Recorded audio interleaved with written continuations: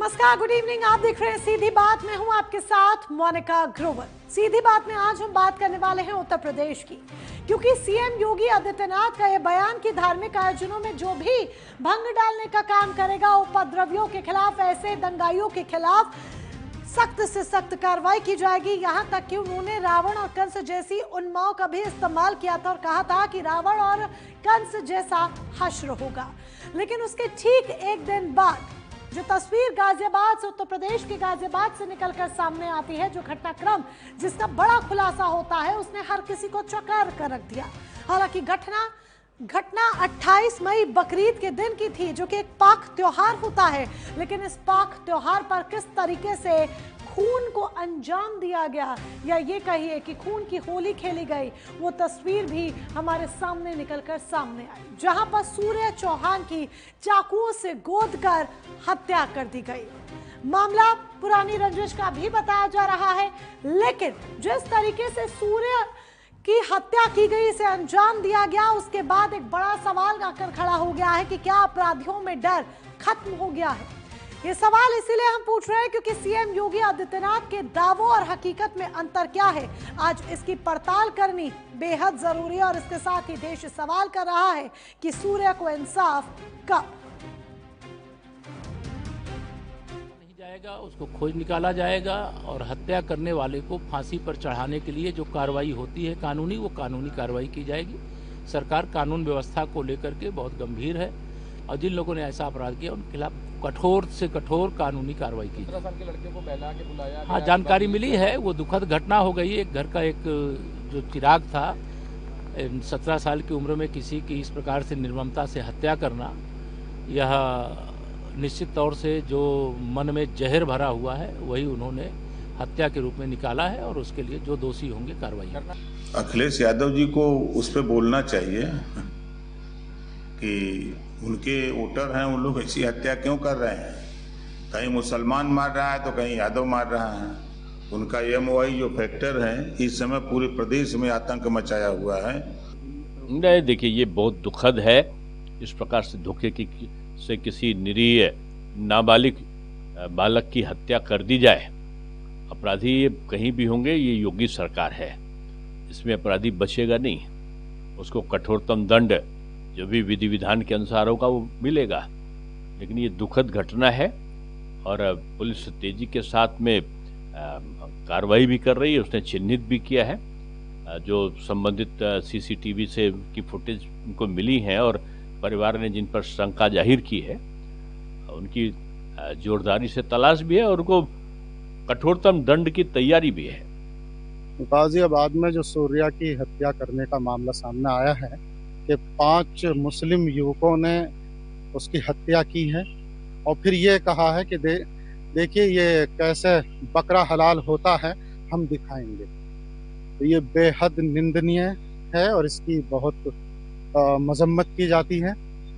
और जिस तरह से एक कट्टरपंथी जहन को लेकर के रेडिकलाइज होकर के और ऐसी हत्या करना, ये सोच विचार कहाँ से आए हैं, किसने डाले हैं इन लोगों के अंदर।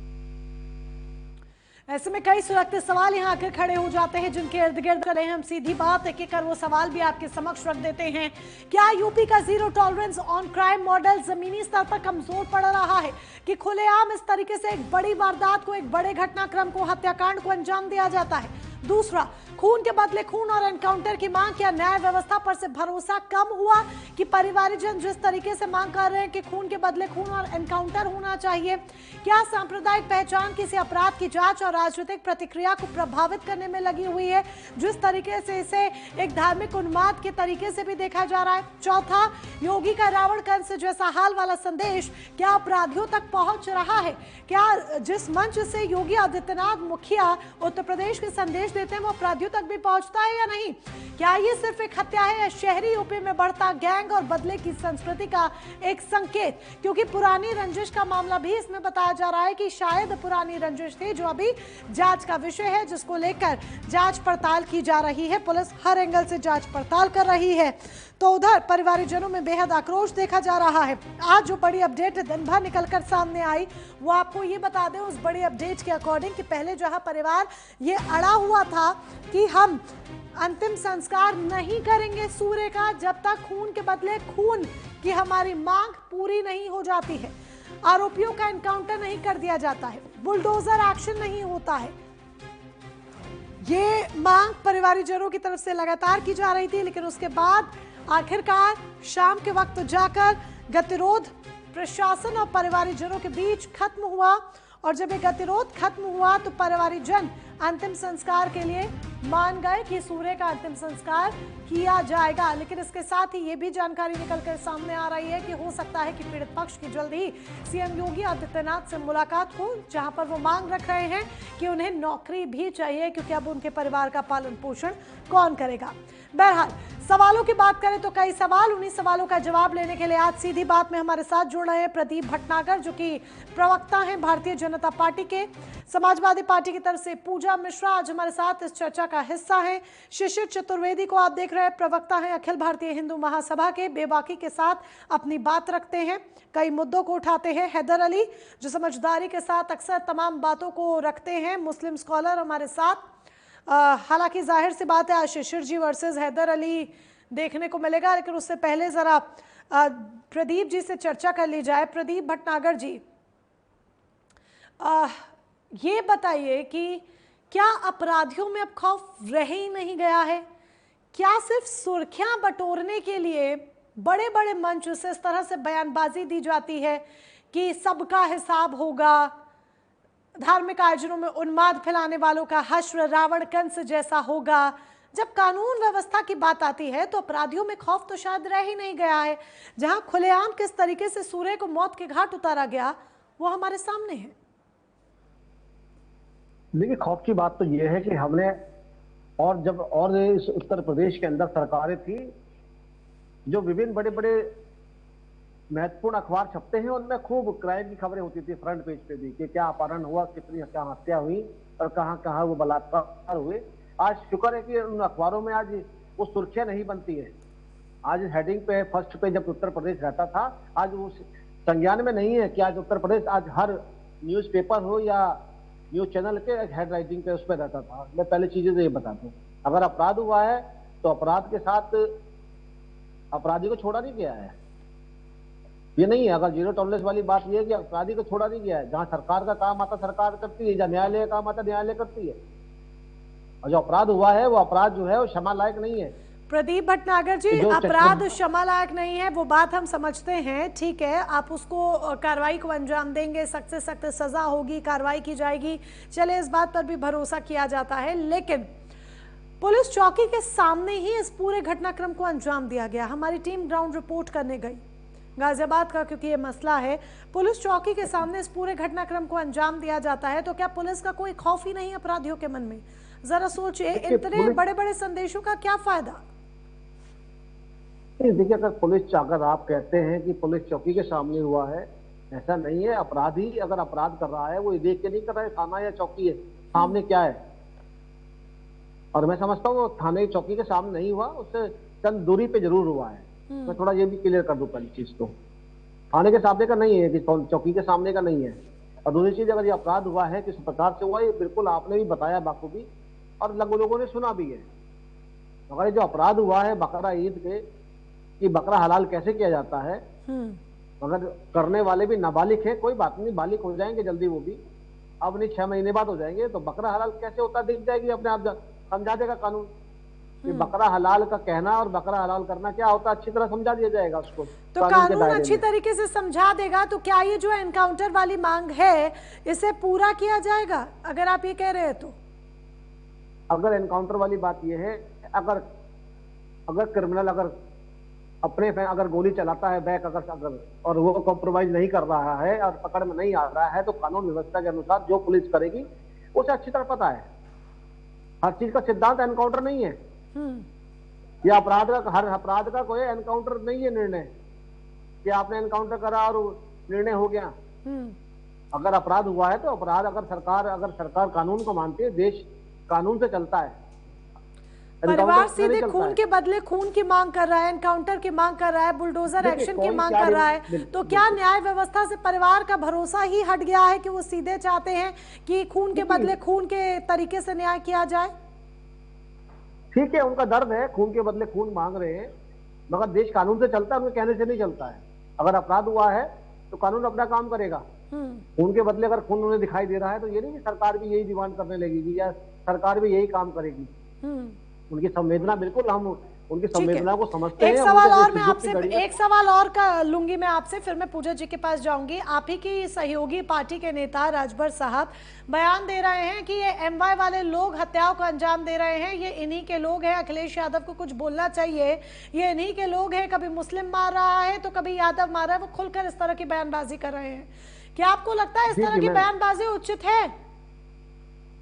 नहीं, मैं देखिए, एमवाई की बात तो ये है, मैं भी सुन रहा था जो राजभर जी ने दिया है। राजभर जी को थोड़ा सा पहले चीज तो समझ के देना चाहिए था, सारे देश के वोटर हैं और अखिलेश यादव जी सपोर्टर हैं एम के, तो थोड़ा समझता हूँ कि एम को अखिलेश जी को चीजों को समझाना चाहिए, कम्युनिटी को, ये कम्युनिटी को पढ़ा आप लिखा सपोर्टर बनाना नहीं है, चाहिए। बीजेपी सपोर्टर नहीं है एम की? नहीं, हम तो देखिए, हम तो देश की पूरी जनता के सपोर्टर हैं। हमारा तो हर जो देश का वोटर है, नागरिक है, हम तो सबके एक सब तो सबका साथ सबके विकास की बात करते हैं। हम तो सबके सपोर्टर हैं। जो धरती पे, हिंदुस्तान की धरती पे पैदा हुआ है, जो सपुर्दे खाक यही होना है, हम तो सबके सपोर्टर हैं और सबके अच्छे बुरे के लिए खड़े हैं सरकार में। अगर सरकार, और सरकार जब बनती है तो सबके लिए बनती है, किसी ने वोट दिया या नहीं दिया हो। ये लोग उन छोटे लोगों की सोच होती है कि इन्होंने वोट नहीं दिया, इनके लिए काम नहीं करना है। मगर एम का जो अगर एम की बात चल रही है, मैं स्पष्ट बोलूं तो अगर मुस्लिमों की बात चल रही है और मुस्लिमों के हिमायती अगर अखिलेश यादव बनते हैं तो अखिलेश यादव जी को समझाना चाहिए कि अपनी कम्युनिटी को पढ़ाए लिखाएं, जिहादी सोच से बाहर निकालें। अब बांटने का यहाँ पर आप इस तरीके से धार्मिक धर्म की राजनीति कर रहे हैं, जो आरोप लगते हैं ध्रुवीकरण के, वो खुलकर आप कर रहे हैं कि अखिलेश जी को समझाने चाहिए। यानी कि एक तरह से आप ये भी कहते हैं कि नहीं बोलना चाहिए था राजभर जी को ऐसा, लेकिन दूसरी तरह से जो दूसरी लाइन आप कह रहे हैं, आप राजभर जी के बयान का कहीं ना कहीं समर्थन भी कर दे रहे हैं। नहीं, मैं देखिए, अगर राजभर जी की बात है, अगर वही तो कह रहा हूँ, सबसे अगर आपने मुझे एक राजनीतिक दल के हिसाब से बैठाया है और राजनीतिक दल के हिसाब से ही आपने राजभर जी का बयान लिया है, तो समाजवादी पार्टी और अखिलेश यादव भी एक राजनीतिक दल से आते हैं और उस दल से आते हैं राजनीतिक, जो एम और वाई फैक्टर का हमेशा बेनिफिट और फायदा लिया है पूरे परिवार ने, चाहे भतीजा हो या भैया हो, भाभी हो, संसद में पहुंचने का काम एम वाई फैक्टर के कंधे बैठ के कराया उन्होंने काम। तो उनसे बड़ा, जब साढ़े 19% अगर वोट उनका ले सकते तो समझा नहीं सकते उनको क्या?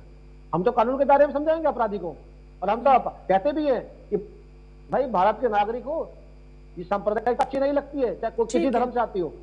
ठीक है। अगर अखिलेश यादव भी मुख्यमंत्री उत्तर प्रदेश रह चुके हैं, मैं एक सेकंड खत्म कर रहा हूँ। हाँ। उत्तर प्रदेश के मुख्यमंत्री अखिलेश यादव भी रह चुके हैं पारिवारिक, और उनका भी धर्म बनता है। अगर 25 करोड़ के पिता और 25 करोड़ के मुखिया अखिलेश यादव रह चुके हैं तो उनको ये बड़प्पन रखना चाहिए कि मैं इस प्रदेश का नेतृत्व कर चुका हूं कि अच्छा बुरा क्या होता है। ठीक है पूजा मिश्रा जी, अखिलेश यादव को कुछ कहना चाहिए था, अखिलेश यादव को कुछ बोलना चाहिए था। उत्तर प्रदेश के पूर्व मुख्यमंत्री रह चुके हैं, आगे आने वाले समय में हो सकता है फिर से मुख्यमंत्री की कमान संभाल ले। चुनाव है, आगे क्या होगी, क्या तस्वीर होगी, देखिए अभी तो कुछ कहा नहीं जा सकता, लेकिन हो सकता है फिर से आगे जाकर चले, कमान संभाल ले। लेकिन उनकी ये चुप्पी सवाल खड़े कर रही है जो भारतीय जनता पार्टी का कहना है। ओपी राजभर जी का बयान भी आपने सुना, उस पर आपकी प्रतिक्रिया क्या है? देखिए, ओपी राजभर जी के बयान पर मुझे लगता है गंभीरता से नहीं जाना चाहिए, क्योंकि वो जो है जब जहां रहते हैं तो वहां पे दूसरी पार्टी को बिना सिर पैर की बात करते हुए पानी पी पी के गालियां इन्होंने भाजपा के मंत्री विधायक को और माननीय प्रधानमंत्री जी को भी दिया हुआ है। जो इनके अगेंस्ट ही सवाल किया जा रहा है, चुनाव करीब आ गया तो अभी 2026 में पीएमएलए कोर्ट से एफआईआर दर्ज की गई है ओपी राजभर जी के ऊपर में, जो उन्होंने 2022 के इलेक्शन, 2017 के 22 से पहले इलेक्शन में उन्होंने जो है प्रधानमंत्री जी और मुख्यमंत्री जो वर्तमान के उनके ऊपर टिप्पणी की हुई थी उसको लेकर के, ताकि इन पे दबाव बना रहे और इस तरीके की बिना सिर पैर की बातें करते रहे और भाजपा के प्रेशर में ही इस तरीके के बयानबाजी कर रहे हैं और आगे और करते रहेंगे। मोनिका जी, हम बात कर लेते हैं उत्तर प्रदेश में जो अपराध, जो सूर्या बच्चे की जो मृत्यु हुई है, दुखद है, नहीं होना चाहिए, ऐसी घटनाएं निकल करके नहीं आनी चाहिए। मैं बहुत पीछे नहीं जाती हूँ, आप ऐसा देख रहे होंगे कि इससे पहले लखनऊ में ही एक 13 साल के बच्चे को बर्थडे पार्टी में बुलाया गया, हालांकि मुस्लिम बच्चा था, उसमें भी जो है गोली चल गई, कहा जा रहा है कि खेल में गोली चल गई, उस बच्चे की डेथ हो गई। यहाँ पे जो है दिखा रहा है कि बच्चे 17 साल के बच्चे, अब पुलिस प्रशासन कह रही है कि वो बाइक को लेकर के झगड़ा था, पुराना झगड़ा था, कुछ भी रंजिश था, वहां पे चाकू गोद करके जो है उसकी हत्या कर दी गई। और अभी आपने देखा होगा कल ही लखनऊ में दिन दहाड़े एक व्यापारी की गोली मार करके हत्या कर गई। तो ये मोनिका जी हत्याएं इतनी बढ़ क्यों गई हुई है?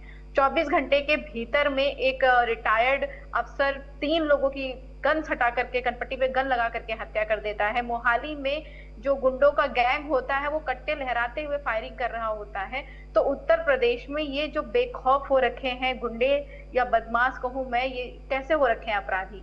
क्योंकि सरकार हमारी मोनिका जी आते कि बुलडोजर चला दिया जाएगा, एनकाउंटर कर दिया जाएगा। तो इन्होंने खौफ बनाने के बजाय खौफ खत्म कर दिया हुआ है। इन्होंने अपराधी को कह दिया हुआ है कि अपराधी अगर जो है किसी का मर्डर करता है तो भी हम बुलडोजर चलाएंगे और उसको नस्ते नाबूद कर देंगे, वो मर्डर नहीं करता है तो भी हम बुलडोजर चलाएंगे, नस्ते नाबूद कर देंगे। तो वो ये मान के चल रहा है, मुझे ऐसा लगता है, मेरा एनालिसिस कहता है मान के चल रहा है कि भैया कुछ भी कर लोगे, ये तो यही होना है। तो अल्टीमेटली हम जो है अपना क्राइम जो करना है, हीनियस क्राइम करते हैं। तो हीनियस क्राइम उत्तर प्रदेश में बढ़ गया हुआ है और हीनियस क्राइम बढ़ने का कारण ही यही है क्योंकि सरकार और प्रशासन उसको इस तरीके से नहीं देखते कि क्राइम कंट्रोल करना है, वो ऐसे देखते हैं कि हम एक्शन करके हीरो बन जाएं, जबकि ये कार्यभार उनका नहीं है। सजा देने का कार्यभार ज्यूरिडिक्शन का होता है, लॉ एंड ऑर्डर मेंटेन करने का कार्यभार जो है ये अथॉरिटीज का होता है, पुलिस प्रशासन का होता है। गवर्नेंस सही तरीके से हो ये कार्यभार सरकार का होता है।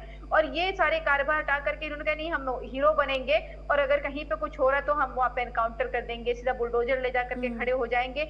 इसका परिणाम है कि उत्तर प्रदेश में ये इस तरीके के जो बेखौफ हो रखे हुए अपराधी, आपको ध्यान होगा कि जब जो है जौनपुर में विश्वकर्मा बेटी की रेप के बाद में हत्या हो गई हुई थी और हमारा डेलीगेशन गया था तो कितने बेखौफ हो रखे थे अपराधी कि उन्होंने पथराव कर दिया था हमारे डेलीगेशन पे, हमारे जो है नेता भी घायल हो गए हुए थे।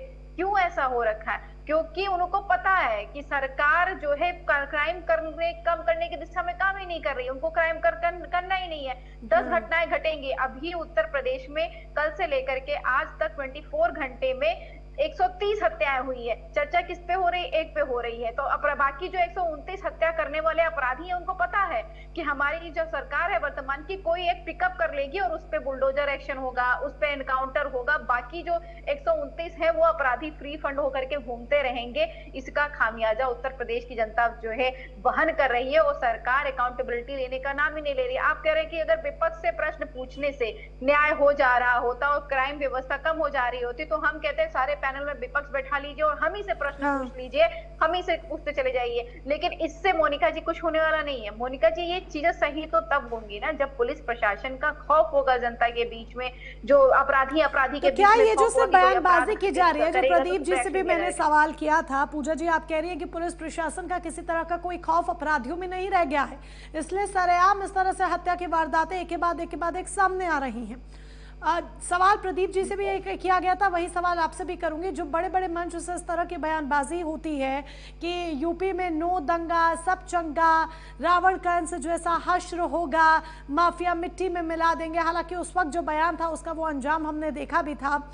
लेकिन अब इस तरह कल ही सीएम योगी का बयान सामने आता है और आज बड़ी घटना का खुलासा हो जाता है जो चर्चा का विषय बन जाती है। क्या इससे संदेश नहीं जा रहा है अपराधियों में? मोनिका जी मैंने पहले भी कहा ना कि अभी आप ये बताइए कि जो आप कह रहे हैं कि जमी दोष कर दिया, सरकार जिसको क्लेम करती है कि हमने जमी दोष कर दिया माफिया को, जिन माफियों को आपने जमी दोष किया उसकी हत्या क्या सरकार ने की, पुलिस प्रशासन एनकाउंटर की, या फिर जो है कोर्ट ने सजा सुनाई, फांसी की सजा दी गई? उनको नहीं हुआ ना। उनको मारने वाले भी तो किसी माफिया के गुर्गे रहे, 25-25 साल के जो बच्चे आकर के हत्या करके चले गए। कस्टडियल डेथ हुई तो भी तो कोई जिम्मेदार रहा, कोई तो पीछे माफिया लगा रहा। तो माफियाओं को प्रिजर्व करते रहे, आप उनको कंजर्व करते रहे। अभी भी उत्तर प्रदेश की पुलिस ने 30 माफियाओं की लिस्ट जारी की हुई है, जिनमें से 50,000 से लेकर के 5 लाख तक करके इनामी आरोपी हैं। कुछ नोएडा के हैं, कुछ गाजियाबाद के हैं। तो माफिया कहाँ खत्म हो गए हुए जब आपकी पुलिस प्रशासन ही लिस्ट जारी कर रही है और हाईकोर्ट आपसे आपको तलब करके आपके माफिया नेताओं की लिस्ट मांग रही है कि आप बताइए कि माफिया नेताओं के पास में कितने असलहे हैं, कितने वैधानिक असलहे हैं, कितने अवैधानिक असलहे हैं। तो सरकार सिर्फ और सिर्फ डायलॉग बाजी कर रही है। अगर जो है ये सारी चीज सुधर के होते मोनिका जी ना, तो डायलॉग बाजी करने की आवश्यकता ही नहीं पड़ती। हम आप बैठ करके चर्चा ही नहीं कर रहे होते, दिख रहा होता जनता के बीच में। कानून व्यवस्था एक बड़ा सवाल यहाँ पर खड़े हो, कानून व्यवस्था को लेकर कहीं ना कहीं इस पूरे मसले के बाद और इन दिनों जिस तरीके के एक के बाद एक घटनाक्रम सामने आए हैं, बड़ा सवाल यहाँ पर आकर खड़ा हो गया है। इसके साथ सवाल ये भी हो गया है कि क्या जो बयान दिए जाते हैं वो सिर्फ एक राजनीतिक संदेश बनकर रह गए हैं, ना कि कानून व्यवस्था का एक हिस्सा। शिशिर चतुर्वेदी जी भी हमारे साथ हैं। शिशिर जी, सीधे तौर पर ये कह देना कि हिंदू खतरे में है, कोई भी घटनाक्रम सामने आता है, बयान आने शुरू हो जाते हैं, प्रदर्शन शुरू हो जाते हैं कि हिंदू खतरे में है, हिंदू खतरे में है। क्या आपको नहीं लगता ये सांप्रदायिक तनाव को बढ़ावा देगा या फिर सामाजिक सौहार्द बिगाड़ने का काम करेगा? देखिए, चिंतनीय विषय तो है ही है उत्तर प्रदेश में कानून व्यवस्था, लेकिन इस व्यवस्था पर अगर वो टिप्पणी करे 100 चूहे खा के बिल्ली हज को चले। समाजवादी पार्टी में हत्याएं नहीं होती थी, दंगे होते थे। उत्तर प्रदेश दंगों से दहलाया जाता था, जिसकी वजह से इनकी सरकार का पलायन हुआ। गाड़ी चोरी होती थी व्यापारी की, वो मुख्यमंत्री आवास से रिटर्न की जाती थी पैसा लेकर के। लड़की छेड़ने वालों पे कहा जाता रहे बच्चे हैं गलती छोड़ दो, ये इस तरीके के स्टेटमेंट आते थे। सेना को बलात्कारी बता दिया जाता था, आपको याद होगा। तो ये स्थितियां थी उस वक्त उत्तर प्रदेश की। आज अपराध हुआ है, घटना हुई है, हमको तकलीफ है। कमलेश तिवारी की हत्या हुई, नौकरी देने का वादा उत्तर प्रदेश की सरकार ने पूरा नहीं किया उनके लड़के को। उनके हत्यारे जेल में बिरयानी खा रहे हैं। उनके जेल तक मैंने कुछ अपराधी बनते तो उनको वहां हत्यारों तक भेजा, पहचान छुपा कर उनकी जेल में आपस बात हुई तो उनसे पूछा कोई तकलीफ तो नहीं है, तो कह रहे केवल गांजा थोड़ा और मिल जाए तो आनंद आ जाए, जेल में कोई तकलीफ नहीं है, वो ये कह रहे हैं। उसके बाद दूसरी घटना हुई, क्या कहते चंदन गुप्ता तिरंगा यात्रा वाली, उसके हत्यारे जेल में बिरयानी खा रहे थे। वो जब यहाँ पर लखनऊ में कासगंज से गवाही के लिए आया उसका भाई, तो मेरे पास सुरक्षा मांगने आया, मैंने उसकी सुरक्षा की, उसके बाद उनको सजा हुई, तो सालों जेल में वो लोग पड़े रहे। उसके बाद आप देखिए चंदन गुप्ता के बाद कन्हैया लाल की देश में हत्या होती है, ऐसी तमाम हत्याएं। अभी ये ताजा ही घटना है। हो क्या रहा है कि ये एक इंटरनेशनल साजिश के तहत ये सब घटनाएं हो रही हैं। ये हिंदुओं में दहशत पैदा करने के लिए हो रही है। इसमें सपा बसपा भाजपा से कोई लेना देना नहीं है। ये एक इंटरनेशनल साजिश है, इस तरीके की हत्याएं करो जिससे हिंदू डरे और गजवाए हिंद पूरा करने का सपना जल्द से जल्द पूरा हो। इस्लाम को मानने वाले कहते हैं हम सरिया लागू करेंगे देश में। हम कहते हैं सरिया लागू कर देना चाहिए मुसलमानों पर देश में। सरिया उनको चाहिए, सरिया दे दीजिए, काहे के लिए इतना फसाद है। दूसरी चीज, अगर इस तरह की घटनाओं को अगर रोकना है उत्तर प्रदेश में तो एक नजीर पेश करनी होगी। जैसे कि पिछली बार हमने ही एक नजीर पेश कराई थी याचिका के माध्यम से। उत्तर प्रदेश में जो दंगाइयों के पोस्टर लगे, वसूली हुई, वो याचिकाकर्ता मैं हूं। मैंने ही याचिका की थी जिसका क्रियान्वयन योगी सरकार ने किया था। इस बार आपके प्रतिष्ठित चैनल पे मैं फिर कह रहा हूं, अगर कोई मुस्लिम अपराधी इस तरह की घटना करता है और कहता है कि कुर्बानी तुमने देखी है, नहीं देखी तो मैं करके दिखाता हूं, तो उसने स्लाइड को क्यों बोला? ये आपसी रंजिश नहीं थी, ये इंटरनेशनल इस्लामिक आतंकवाद है। तो उसमें रोकने के लिए सबसे बढ़िया एक इनको जो मौलाना साहब मदरसे में पढ़ाते हैं कि तुम इस तरीके कृत्य करोगे जन्नत जाओगे 72 हूरें मिलेंगी, तो इनका जन्नत का टिकट रोकिए। इनको जो है पकड़ने के बाद, इनके एनकाउंटर के बाद, सजा के बाद इनको जलाया जाए दफनाने की बजाय। और कोई हिंदू इस तरीके का अपराध करता है तो उसको जलाने की जगह उसको दफनाया जाए या समुद्र में फेंक दिया जाए, जैसे लादेन का किया था अमेरिका ने। इस तरीके के उदाहरण जब प्रस्तुत होंगे देश में तो सरकारें आएंगी जाएंगी, हम एक दूसरे को आरोप देंगे। और आरोप प्रत्येक, जिस माँ के आंसू आज पूछे नहीं है वो रो रही है जिसका बच्चा चला गया, उसके लिए अगर यही आंसू दूसरे परिवारों के जिन्होंने हत्या की उनके परिवारों में आएगा तब न्याय होगा, सही मायने में न्याय तभी होगा। तो क्या आप भी इस मांग को जायज ठहराते हैं, खून के बदले खून? खून के बदले खून नहीं। मैं जायज उस बात को ठहराता हूं कि आंसू के बदले आंसू, आंसू के बदले आंसू, न्याय के बदले न्याय, कानूनी तरीके से कोई किसी की आय हत्या करे और ये कहे कि कुर्बानी दे, मतलब एक उदाहरण प्रस्तुत कर रहा है तो उसके साथ भी एक उदाहरण वैसा ही प्रस्तुत होना चाहिए। मोदी जी कहते थे कि एक के बदले 10 लाएंगे। अभी ये कल योगी जी का बयान देखा मैंने आज के अखबार में, तो कह रहे हैं कि आज हिंदू को डराने वाले चले गए सब। तो इस तरीके के भाषण का क्रियान्वयन धरातल पे होना चाहिए। और मुझे विश्वास है योगी जी एक ईमानदार शख्सियत के व्यक्तित्व के व्यक्ति है और निश्चित तौर पे उस मां के आंसू पोंछे जाएंगे और ये होगा। जो दुनिया में कत्लेआम कर रहे, गारत कर रहे, 1400 साल पहले की जो कहानी थी, जो वो कहानी आज तक चली आ रही है दुनिया में। जहां जहां इस्लाम के मानने वाले कट्टरपंथी है वो वहां पर दंगा फसाद कत्लेआम कर रहे हैं। और आज बकरीद के दिन देखिए वहां पर ईरान पे किस प्रकार हमला हुआ, आपने देखा। तो जो कत्ल करने की सोच रखते हैं उनके भी कत्ल बेरहमी से हो रहे हैं दुनिया में, और देख रहे हैं जिससे तरह घटना करें। उत्तर प्रदेश में इस घटना पे मैं मांग रखता हूं कि उसकी मां को नौकरी दी जाए, क्योंकि उसके पति भी नहीं है, उसके रोजगार की व्यवस्था की जाए, और जो कातिल है उनको सही ठिकाने पे लगाया जाए, इंतकाम पूरा किया जाए, क्योंकि इस तरह की घटना दोबारा प्रदेश में ना हो। चाहे समाजवादी पार्टी कार्यकर्ता हो, चाहे भाजपा का हो, चाहे सपा का हो। एक माँ 9 महीने कोख में बच्चे को रखती है और ऐसे बच्चे को छीनने वालों को सही तरीके से उसके साथ इंसाफ सख्त से सख्त सजा होनी चाहिए और इंसाफ मिलना चाहिए, जो आपकी मांग है। लेकिन हैदर अली के पास जाते हुए मुस्लिम स्कॉलर हमारे साथ हैं। हैदर अली जी, जैसे ही मुख्य आरोपी का नाम निकलकर सामने आता है उसके बाद मान लीजिए जैसे इस मामले में एक अलग ही मोड़ आ जाता है और ये मामला लगातार सुर्खियों में छा जाता है। उससे पहले शायद किसी को ये इतना पता भी नहीं चला। दूसरा, जिस तरीके से शिशिर जी ने इसे कहा, इंटरनेशनल इसे एक साजिश करार दी कि ये बाकायदा कहकर हत्याकांड को अंजाम दिया गया कि क्या तुमने हलाल करते हुए देखा है, जो पूरा वाकया कहा गया, आज तुम्हें हम दिखाते हैं। ये सारी चीज़ें क्या यही शिक्षा दी जा रही है? ये क्यों नहीं सिखाया जा रहा है? ये फ़र्क क्यों नहीं समझाया जा रहा है कि असल हलाल का मतलब क्या है या असल कुर्बानी का मतलब क्या है? ये बार बार आखिर मुस्लिम धर्म सवालों के घेरे में क्यों आ जाता है? हैदर अली जी अनम्यूट कीजिए प्लीज, अनम्यूट कीजिए। अनम्यूट है मेरा, आवाज आ रही है? जी अब आवाज आ रही है। ओके आवाज जी अब आ रही है आपकी आवाज। देखिए मोनिका जी, बहुत निर्मम हत्या है और बहुत दुख के क्षण हैं। उस माँ के हृदय की जो उस पर बीत रही होगी, उसको मैं और आप और यहाँ बैठे हुए पैनलिस्ट शायद थोड़ा बहुत समझ सकते हैं, वो महसूस नहीं कर सकते। तो मेरी पूरी संवेदना, पूरा मेरा साथ उस माँ के लिए है जिसके घर का सूर्य आज बुझा दिया गया, जिसके घर की सूर्य की रोशनी आज कम कर दी गई। लेकिन मुझे अफसोस है कि किसी भी लाश, जब लाश मिल जाती है और अगर उसका नाम हिंदू होता है तो उस पर कुछ लोग गिद्धों की तरह झपट पड़ते हैं, उस पर राजनीति करने लगते हैं। ये मौका राजनीति का नहीं है। अभी मैं शिशिर भाई से कई बार बहुत नाइत्तेफाकी रहती है, लेकिन मैं उनकी 2 बातों से आज पूर्णतया सहमत हूं। एक तो ये कि उस माँ को पूर्ण रूप से इंसाफ मिलना चाहिए।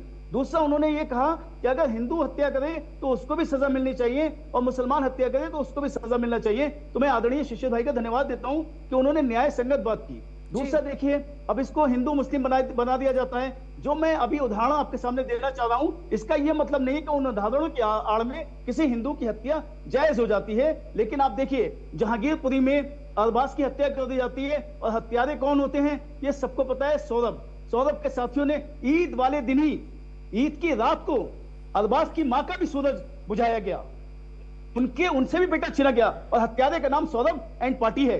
दूसरा आप देखिए, 15 मार्च को अरीफ की हत्या कर दी जाती है, राहुल और अशोक उसके नामजद हैं। तो इसी तरीके से आप आसिफ की हत्या कर दी जाती है। तमाम लिस्ट है मेरे पास। लेकिन इन हत्याओं का ये मतलब नहीं है जो मैं गिना रहा हूं कि अगर किसी हिंदू भाई ने किसी मुस्लिम की हत्या कर दी तो उससे सूर्य की हत्या जायज हो जाती है। मैं ये नहीं कहता हूं। लोग इस्लाम पे बड़ी आसानी से उंगली उठा देते हैं क्योंकि ऐसा माहौल पैदा कर दिया गया है, ऐसा नैरेटिव क्रिएट कर दिया गया है। मैं आपको इस्लाम की सूरह अल माइदा आयत नंबर 32 में बता देता हूं। अल्लाह ताला हुक्म देता है तमाम मुसलमानों को, जिस किसी ने भी किसी इंसान, निर्दोष इंसान की हत्या की इस उद्देश्य से कि जमीन पे फसाद फैले, अत्याचार करे, उपद्रव फैलाए, तो ये समझ लो कि उसने पूरी मानवता का कत्ल कर दिया, पूरी इंसानियत का कत्ल कर दिया, गोया उसने तमाम इंसानों की कत्ल कर दिया। तो कुरान तो मना कर रहा है, कुरान अल्लाह कह रहा है कि किसी भी बेगुनाह इंसान की हत्या पूरी मानवता की हत्या है। तो इस्लाम से इन हत्याओं का कोई वास्ता नहीं है। अभी त्योहार पर हत्या की, क्योंकि बकरीद वाले दिन हत्या हो गई, वकील लोगों ने बता दिया कि कह दो बकरे को जैसे हलाल किया जाता है वैसे हलाल किया गया, तो एक नैरेटिव सेट किया गया। मैं बताना चाहता हूं, आपका कहना है कि ये जरूरी नहीं कि यही कहा गया, ये एक नैरेटिव सेट किया गया है। 100%। आप बताइए क्या होली पर हिंदू पर ये तो चश्मदीदों के बयान है। अब मैं मोनिका, मैं वही आपसे कह रहा हूं, क्या होली पर, हर होली पर कई जगह पूरे हिंदुस्तान में लगभग 20 हत्याएं ऐसी होती हैं कि हिंदू ने हिंदू की हत्या कर दी। कई बार ईद, रमजान, मोहर्रम में ऐसी हत्याएं होती कि मुसलमान ने मुसलमान की हत्या कर दी। जहां पे 140 करोड़ लोग रहते हैं वहां पे अपराधी भी होते हैं, वहां पे राक्षस मानसिकता के लोग भी होते हैं, वहां पे अच्छे लोग भी होते हैं। तो उनको धार्मिक से ना जोड़ा जाए। अगर कोई हिंदू शराब पीकर किसी की हत्या कर रहा है तो हिंदू तो खराब, हिंदू धर्म खराब थोड़ी हो गया। अगर किसी मुसलमान ने उन 5 या 6 जो लोग नाम में पढ़ रहा था उन्होंने एक सूर्य की हत्या की, तो क्या उससे पूरा इस्लाम खराब थोड़ी हो गया? वो व्यक्ति खराब है। और मैं शिशिर भाई की मांग के साथ फिर से रिपीट करता हूं कि उस परिवार को नौकरी दी जाए, सूर्य के हत्यारों को। ठीक है, शिशिर जी आपकी बात पर जवाब देना चाहते हैं। ठीक है, शिशिर जी आपकी बात पर जवाब देना चाहते हैं। शिशिर जी, उनका कहना है कि तमाम उन्होंने घटनाक्रम गिनाए कि इन घटनाक्रमों का कहीं कोई जिक्र नहीं हुआ, लेकिन जहां पर अपराधी का नाम आसिफ आ गया तो वहां पर देखिए किस तरीके से पूरे इस्लाम पर उंगली उठा दी गई है। देखिए, मैं इनसे दुख प्रकट करता हूं जो इन्होंने नाम बताए मुसलमानों की हत्याएं हिंदुओं की, मैं दुख प्रकट करता हूं। लेकिन मैं इनसे एक प्रश्न पूछता हूं, क्या कोई ऐसी घटना उदाहरण दे सकते हैं आप जैसे कश्मीर में उठी धर्म पूछ के हत्या की गई? इसको किस श्रेणी में कहेंगे? अभी जो ये कल हुई घटना, इसमें उसने कहा तुमने कुर्बानी देखी, आज मैं तुम्हारी कुर्बानी दूंगा। मैंने बकरे की कुर्बानी नहीं दी, मैं तुम्हारी कुर्बानी दूंगा। ये मैं फिर कह रहा हूं, ये धर्म से धर्म की नफरत है जो मदरसों में, पाठशाला में सिखाया जा रहा है। कभी भी किसी हिंदू ने अगर किसी मुस्लिम की हत्या का मामला आया भी है तो उसको धर्म की घृणा के तौर पे नहीं किया जा सकता है। आप पूरे देश में जहां मुस्लिम आबादी कम है और हिंदुओं की बहुसंख्या आबादी है, वहां हिंदू कभी भी किसी मुसलमान के साथ ऐसा घृणित कार्य नहीं करता है। लेकिन अगर कहीं पर मुस्लिम आबादी जाती है तो वहां हिंदुओं के घर पे मांस के टुकड़े फेंके जाते हैं, उनकी बहन बेटियों के साथ लव जिहाद के चालू हो जाते हैं, और उनके साथ घृणा के तौर चालू हो जाता है। और ये सब क्यों होता है? क्योंकि उस बड़ी आबादी की आड़ में बिजली चोरी, पानी चोरी, टैक्स चोरी, अपराध का भंडारा वहां होता है। और ये बात कहीं भी एजेंसियों के पास, पुलिस के पास ना हो, इसलिए वहां से हिंदुओं की आबादी खत्म की जाती है। एक उदाहरण ही है, अभी मेरे पास एक टेपिंग आई, अभी आपके डिबेट से 10 मिनट पहले, ठीक इसी प्रकार से क्या अभी एयरपोर्ट पे एक कर्मचारी है, हिंदू लड़की को नौकरी के नाम पर देने के लिए उसकी रिकॉर्डिंग है बकायदा, कह रहा है तुम काफिर हो, हिंदू हो, तुम्हारे साथ संबंध बनाने से मुझे जन्नत मिलेगी। ये वो कह रहा है, रिकॉर्डिंग है मेरे जवाब ले लेते हैं। आप बताइए इसको क्या? ठीक है, तो ये धर्म के प्रति हत्या नहीं है केवल, ये धार्मिक नफरत है। अच्छा, यहूदियों को ये मार रहे हैं, आप बौद्धिस्ट की मूर्ति ये तोड़ रहे हैं, ये नालंदा की इतिहास को जला रहे हैं। आप देखिए क्या गुरुद्वारे को इन्होंने जलाया, ये धर्म से धर्म की नफरत नहीं है। ठीक है, और धर्म से धर्म की नफरत फैलाने का काम किया जा रहा है। मदरसों में जो शिक्षा दी जाती है, या तो उसकी मॉनिटरिंग होनी चाहिए, वो शिक्षा किस तरीके की है, जहां पर मदरसों से निकले छात्र घटनाक्रमों को अंजाम देते हैं, जो भी है, जो तमाम बातें शिशिर जी कह रहे हैं, इनका क्या जवाब है आपके पास?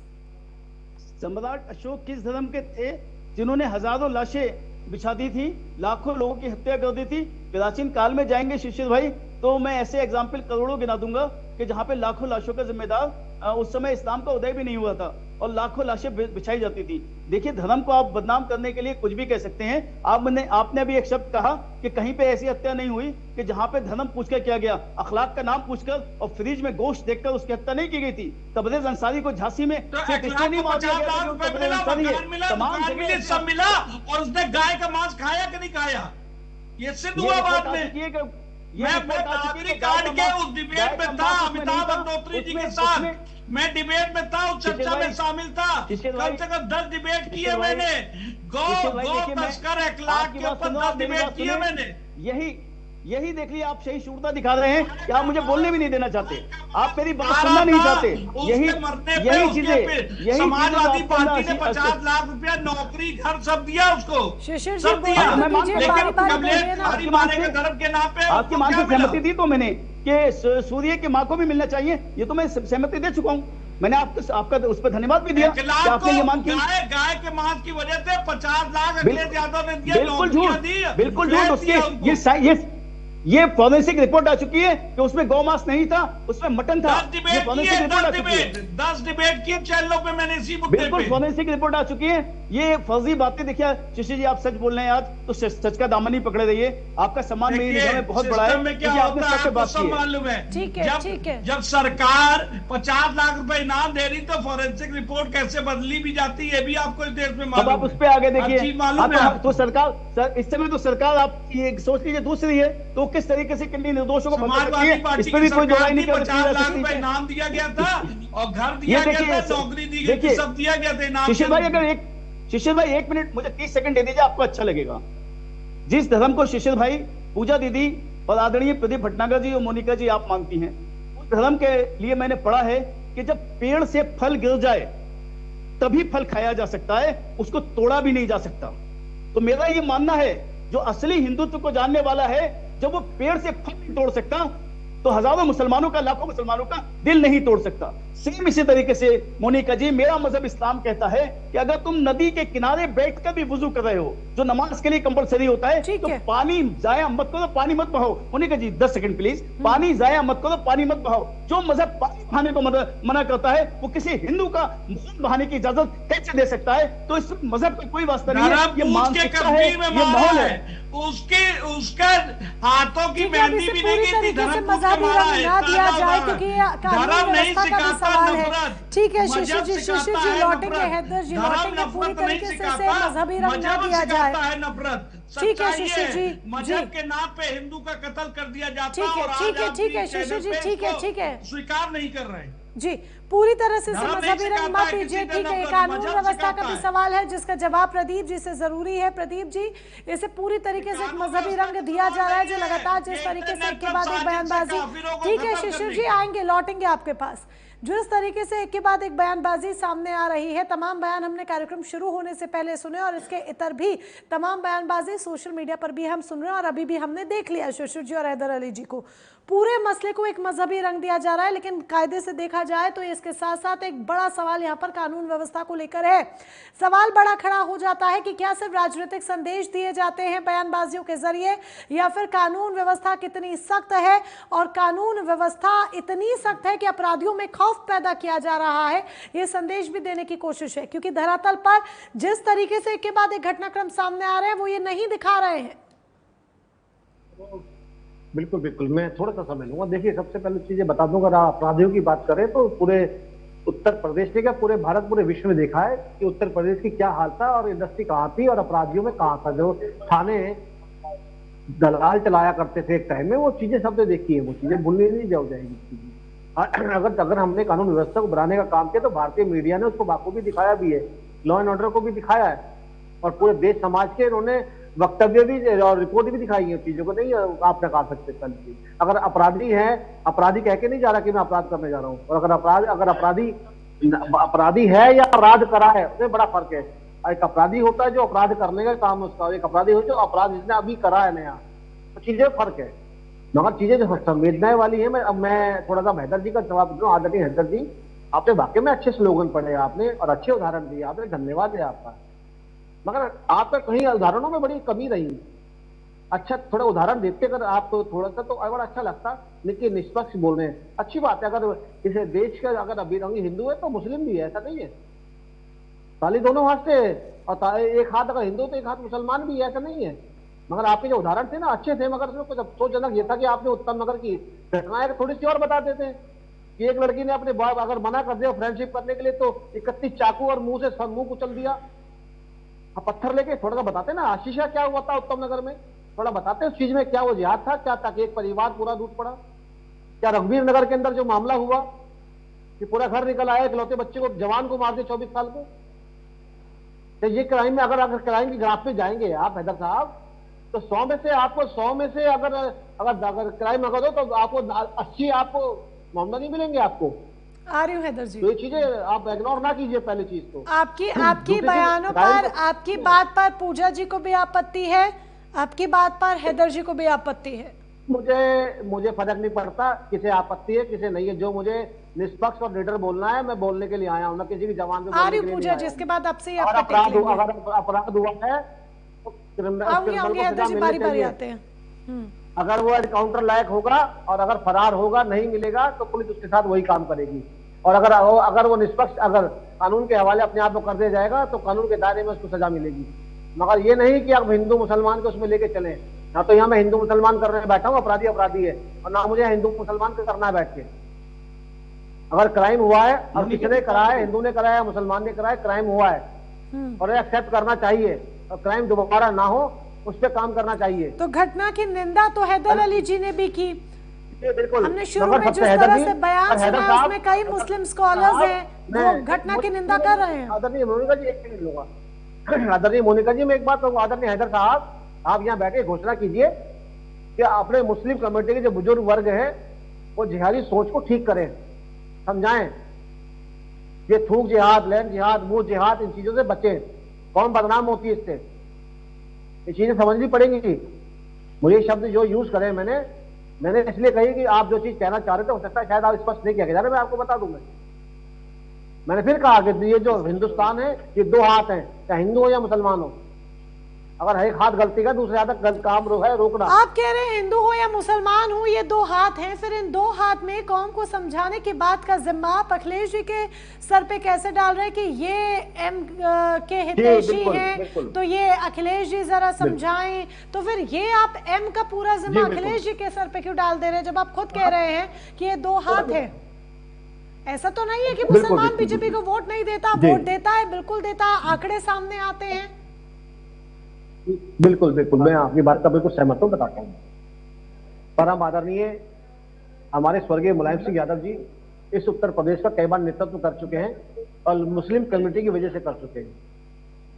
उसके बाद अखिलेश जी भी खुद उसी कम्युनिटी को लेके ही आए। 80% बनाम 80-20 की लड़ाई की बात आप लोग खुद करते हैं ना, 80 बनाम 20 की। सुनिए, आप सीधे कह दे रहे हैं कि उनके बदौलत 20% 80% को हरा सकता है क्या? कि उन्होंने इकलौते 20% में सरकार बना दी? मोनिका जी, मैं किसी की बदौलत की बात नहीं कर रहा। हाँ। मैं जो कहना चाहता हूँ मैं बहुत स्पष्ट शब्दों में कह देता हूँ कि अखिलेश यादव इस प्रदेश के मुखिया रह चुके हैं। बिल्कुल। और अखिलेश यादव जी का ये कर्तव्य है कि मुख्यमंत्री बनना भी चाहते हैं और मुख्यमंत्री रहे भी हैं और इस समय नेता विपक्ष हैं, उत्तर प्रदेश का नेतृत्व कर रहे हैं। उनका कर्तव्य है बोलने के लिए जनता के प्रति कि जब कि शांति सद्भावना खराब नहीं होनी चाहिए उत्तर प्रदेश की। क्राइम किसी भी सीएम योगी आदित्यनाथ का कोई बयान आया था क्या इस पूरे घटनाक्रम पर? कोई मुझे बता सकता है? देखिए, इस घटनाक्रम पे आदरणीय हाँ कोई आया था क्या? मुख्यमंत्री जी, शिशिर जी सीएम का बयान सुना था आपने? नहीं, अभी तक। शिशिर जी, सीएम का बयान सुना था आपने? कुछ सुना था और मुझे दुख हुआ। धरातल पे इस तरीके पे कोई स्थिति नहीं है। हिंदुओं के साथ जिस तरीके से सुनवाई नहीं हो रही है, थानों में भ्रष्टाचार है, थानों में जो लव जिहाद पीड़ित, जमीन नाम बताइए आप। भ्रष्टाचार के कारण दलित परिवार अभी शिशिर जी सवाल उठा रहे हैं, मैं तो उठा भी नहीं रही। अब बताइए, जवाब दीजिए प्रदीप जी। शिशिर जी बात थाने में बताइए ना किस थाने भ्रष्टाचार है, थाने का नाम बताइए। शिशिर जी थाने का नाम बता दीजिए। वो कह रहे हैं कि किस थाने में भ्रष्टाचार है, बता दीजिए। जब आप सवाल खड़े कर रहे हैं तो बता दीजिए किस थाने में भ्रष्टाचार है। अगर ये शांत बोलिए, जनता के सामने बोलिए। पेट में दर्द होने लगा, सुनिए। आप सरकार को ऐसे इल्जाम नहीं लगाएंगे बिल्कुल भी। आप ठीक है हिंदू स्कॉलर बन गए बैठे हैं, ठीक है, आपकी इज्जत करता हूं मैं। आप सरकार में उंगली उठाएंगे तो आपको स्पष्टीकरण भी देना पड़ेगा आपको। आप तो थाने का नाम बताइए, कौन सा थाना भ्रष्टाचार में डूबा हुआ है, जनता सुनना चाहती है आपके मुख से। मुंह को एक टेप लग जाए तब बताइएगा, पूछिएगा। पहले आप शांत होना, सब्र करना सीखिए। तो ऐसे एलिगेशन ना लगाइए यहाँ बैठ के, आप ऐसे एलिगेशन ना लगाइए बैठ के।